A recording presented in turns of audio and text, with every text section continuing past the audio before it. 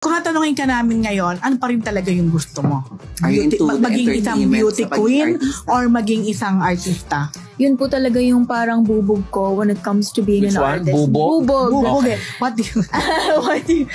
This is from bubog kasi is parang ano. Karga. Parang karga ko po sa buhay. Kasi sa dami kong gustong gawin, sa dami kong tinrain. Parang hindi na.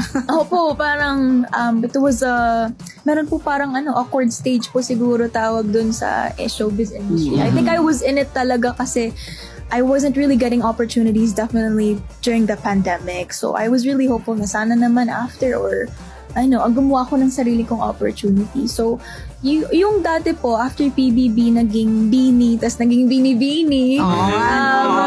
Ganda nga. Ayun po. So after po ng Beanie, sabi ko, siguro it's really not meant for me because I really thought I was an all-round performer because sila Direct Lauren po were shaping me into Beanie as well. Pero yun po, acting was first So I think I really, really, really fell in love with acting a lot. So I really hope that I can do work.